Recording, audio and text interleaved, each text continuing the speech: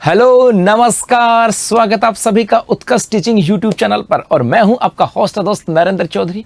एक खबर तो आपको मिल गई होगी, चाहे सोशल मीडिया के माध्यम से मिले और चाहे मिली होगी आपको उत्कर्ष डिजिटल प्लेटफॉर्म के माध्यम से। और वो खबर यह है कि जनवरी के पहले पखवाड़े के अंदर आपके रीट की एग्जाम होने वाली है। इसका मतलब है कि आने वाला समय आप लोगों की और भी बेहतर तैयारी का, आने वाला समय आपको पूरे जी जान से जुट करके अपनी तैयारी को और बेहतर बनाने का और धारदार बनाने का है। क्योंकि उसके बाद में जब रीट की एग्जाम होगी तो उसके बाद आपकी थर्ड ग्रेड की एग्जाम होगी और सिलेक्शन उन्हीं का होगा जिनकी तैयारी, जिनकी मेहनत अच्छी होगी। अब यहां से क्या क्या पूरी कहानी यहां से बता दूं। मैं भी आपको इस नवंबर माह के अंदर, मे भी ये अक्टूबर है, नवंबर माह के अंदर आपको मिल सकती है खबर कि अब रीट के फॉर्म स्टार्ट हो गए। तो नवंबर माह के अंदर रीट के फॉर्म आ सकते हैं। उसके बाद जनवरी में एग्जाम हो जाएगी और पक्की बात है आपके मार्च तक, फरवरी या मार्च में थर्ड ग्रेड की वैकेंसी है और जून जुलाई तक आपके पास थर्ड ग्रेड की एग्जाम आ जाएगी। इसका मतलब है आज यदि अक्टूबर है तो नवंबर दिसंबर 2 महीने ये मान के चलें और 6 आपके पास अगले 7 से 8 महीने आपके पास है अपने तैयारी को और भी बेहतर बनाने का, अपने तैयारी को और धारदार बनाने का। और ये 7 से 8 महीने पूरी जी जान लगाने का, क्योंकि उसके बाद ऐसे मौके बार बार नहीं आते। समय के साथ कंपटीशन बढ़ता चला जाता है। तो कैसे कर सकते हैं आप तैयारी को बेहतर, इसकी चर्चा कुछ आज हम इस सेशन में करने वाले हैं। आप में से बहुत सारे बच्चे होंगे जो पहली बार रीट दे रहे होंगे, उसके बाद थर्ड ग्रेड देंगे। और बहुत सारे बच्चे ऐसे होंगे जो उन्होंने रीट क्लियर होगी, अब वो सोच रहे हैं सर रीट का एग्जाम दे ही लेते हैं और उसके बाद आपके थर्ड ग्रेड की एग्जाम होगी। क्योंकि अपने यहाँ पे जिनकी रीट की एग्जाम, जिनका रीट क्लियर, उनको थर्ड दोबारा से देने की आवश्यकता नहीं है, लेकिन फिर भी बच्चा रीट की एग्जाम तो देगा। तो यहां से कुछ चर्चा जो है ना हम लोग करने वाले हैं कि सिलेबस में कितना प्रतिशत सम्मान है। जी हां, कि अपने यहाँ पे रीट और थर्ड ग्रेड का कितना प्रतिशत सिलेबस जो है वो सम्मान है, ताकि उसके अकॉर्डिंग तैयारी की जाए, ताकि आपका रीट भी निकल जाए और आपकी थर्ड ग्रेड भी निकल जाए। क्योंकि हमें यह पता कि आने वाले 7 महीने या 8 महीने के बाद थर्ड ग्रेड की एग्जाम है, उससे पहले रीट है। तो माइंड में क्या होगा पता है, माइंड में होगा थर्ड ग्रेड और रीट से दोनों की तैयारी कैसे करें, मामला सर फंस जाएगा। यदि हम उसकी तैयारी करेंगे तो फिर हमें पहले रीट की तैयारी करेंगे तो थर्ड ग्रेड की तैयारी का समय कम मिलेगा। तो आपको टारगेट रखना थर्ड ग्रेड और उसके साथ साथ उन टॉपिकों को बेहतर करते चलना, ताकि आपकी रीट निकल जाए। और कितना सिलेबस कॉमन है उसकी चर्चा आज हम लोग करने वाले हैं। देखो यहां से यदि हम बात करें, ये आपका है, ये तो है आपका है तृतीय श्रेणी शिक्षक भर्ती और ये आपका रीट, ये तो है आपका रीट का सिलेबस है एक तरफ तो, और ये आपका है थर्ड ग्रेड का सिलेबस। ये थर्ड ग्रेड का सिलेबस है। L1 की बात कर रहा हूं। L1 का मतलब है जहां पे पहली से लेकर के 5वीं कक्षा तक के बच्चे बैठते हैं। रीट की बात करें, इसके अंदर आपका एक आता है बाल विकास एवं शिक्षण विधियां, बाल विकास एवं शिक्षण विधियां।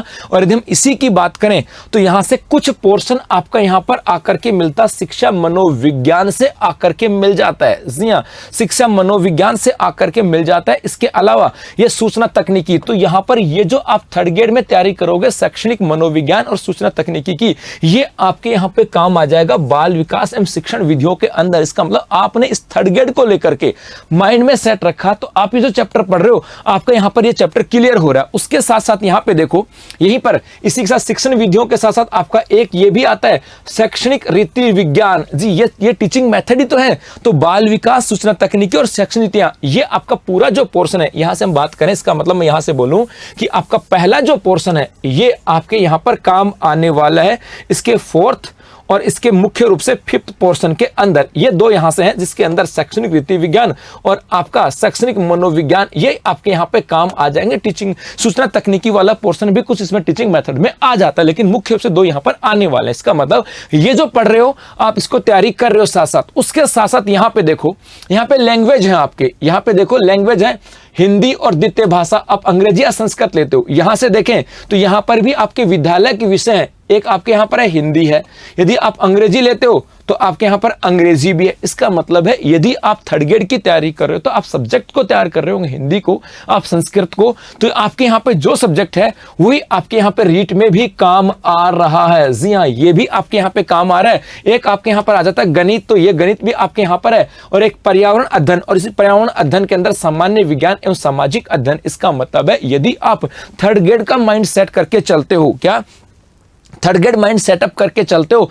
तो इस थर्ड ग्रेड की तैयारी के साथ साथ आप रीट की तैयारी एग्जैक्ट कर सकते हो, क्योंकि रीट के अंदर सिर्फ आपको क्वालीफाई करना है, सिर्फ क्वालीफाई करना है, यहां पर स्कोर नहीं करना। स्कोर आपको यहां से करना है क्योंकि इसी स्कोर से आपका सिलेक्शन होने वाला है। तो इसका मतलब है दोनों चीजें आप एक साथ लेकर के आप अपनी तैयारी को कर सकते हो बेहतर। जी हां, एक तो बात हो गई यहां से। उसके बाद हम थोड़ा सा और आगे चलें, आगे हम लोग यहां से बढ़े कहां पर, उसके बाद हम आते हैं, ये तो हो गया तृतीय श्रेणी शिक्षक भर्ती लेवल 2 की बात करें, ये तो है आपका थर्ड ग्रेड की बात करें L2 SST, सेम एग्जैक्ट दूसरे सब्जेक्ट भी हो जाएंगे आपके, साइंस के हो, इंग्लिश, मैथ, एग्जैक्ट वही चीजें हैं। और ये आपके हो गई रीट L2 की बात करें SST, ताकि इस एक से पता लग जाएगा कि अब अकॉर्डिंग टू सब्जेक्ट हमारे क्या क्या यहां पर होने वाला है। जैसे इसके अंदर देखो, यहां पर हम रीट की बात करें या थर्ड ग्रेड की बात करें, आपको राजस्थान का जीके पढ़ना होगा। यहां पर राजस्थान का जीके कहीं नहीं आता है, एक यहां पर आता है राजस्थान का सामान्य ज्ञान, शैक्षणिक परिदृश्य, ये आपका यहां पर भी कहीं नहीं आता। लेकिन यदि हम यहां से बात करें, यहां से हम बात करें संबंधित विद्यालय विषय का ज्ञान है, सामाजिक अध्ययन की बात करें, तो ये जो सामाजिक अध्ययन का पोर्शन है ये आपके रीट के अंदर आता है साहब। यहां पर आपने यदि SST में हो तो सामाजिक अध्ययन आपके यहां से आता है, और यहीं पर सामाजिक अध्ययन है। इसके अलावा जैसे शैक्षणिक वित्तीय विज्ञान है सामाजिक अध्ययन की, तो ये आपके टीचिंग मेथड्स में यहां पर काम आ जाएगा। शैक्षणिक मनोविज्ञान की बात करें, ये आपके यहां पे बाल विकास के चैप्टर में काम आ जाता है, और सूचना तकनीकी। तो इसका मतलब ये हुआ कि सामान्यतः यदि आपने थर्ड ग्रेड को टारगेट लिया तो इस थर्ड ग्रेड के अंदर से आपके 3 पोर्शन है जो आपको रीट में मिल जाएंगे। इसका मतलब ये तो आपको बेहतर पढ़ना ही पढ़ना है, और रीट को क्वालिफाई करने के लिए ये भी आपका हो रहा है, इसके साथ साथ ये भी आपका क्लियर हो रहा है। तो यहां पर आप हिंदी और अंग्रेजी यदि इनको भी पढ़ लोगे, थोड़ा सा गणित विज्ञान को पढ़ लोगे, तो आपका रीट निकल जाएगा। और आपको मेन फोकस रखना है इसके ऊपर, तो थर्ड ग्रेड के ऊपर फोकस रखना है, लेकिन साथ साथ रीट को सब इतना तैयार करना कि क्वालिफाई हो जाए। लेकिन ऐसा भी मत करना कि रिस्क हो कि यार क्या होगा। तो ये दोनों चीजें आपको कॉमन याद रखना कि जी मैं सब्जेक्ट वाइज पढ़ रहा हूं, तो मेरे सब्जेक्ट में कौन सा पोर्शन है जो यहां पे काम आ सकता है, क्योंकि ये कंफ्यूजन का विषय होगा कि दोनों की तैयारी करूं या एक की तैयारी करूं। इसी को लेकर के आपके लिए इस वीडियो को मैंने बनाया था, ताकि आपका कंफ्यूजन दूर हो जाए। आपका टारगेट थर्ड ग्रेड होना चाहिए, लेकिन साथ साथ आपकी रीट भी निकलनी चाहिए। और इसके लिए उत्कर्ष क्लासेस आप लोगों के लिए लेकर के आया रीट प्री और मेंस का शिक्षक बैच। जी हां, उत्कर्ष क्लासेस का टीचिंग यूट्यूब चैनल 2 लाख का सदस्य होने पर या 2 लाख का परिवार होने पर उत्कर्ष क्लासेस लेकर के आया आप लोगों के लिए रीट प्री और मेंस का एक अपना बैच चला, जिसका नाम है शिक्षक बैच, जो कि लाइव फ्रॉम स्टूडियो है। और इसके ऊपर यदि इसके ऊपर 20% का ऑफ दिया जा रहा है। जी हां, और ये ऑफर कब तक है? 11 अक्टूबर तक, अर्थात 11 अक्टूबर तक यदि आप रीट प्री और मेंस की तैयारी करो या रीट और थर्ड ग्रेड की तैयारी करो, तो इसके लिए अब दोनों का एक कॉम्बो बैच चल रहा है, शिक्षक बैच, जहां पर आपको मिल रहा है 20% का ऑफ। लेकिन वो मिलेगा ये शिक्षक कूपन कोड अप्लाई करने पर। तो मेरे बच्चों, अब रीट और थर्ड ग्रेड की एग्जाम नजदीक है, तैयारी में जुट जाओ। 100% तैयारी आपको करनी है। मैं तो ये भी कहता हूं तैयारी आपको करनी तो कहीं से भी करो, लेकिन तैयारी करनी है और सिलेक्शन लेना है। तो बस आज के लिए इतना, धन्यवाद।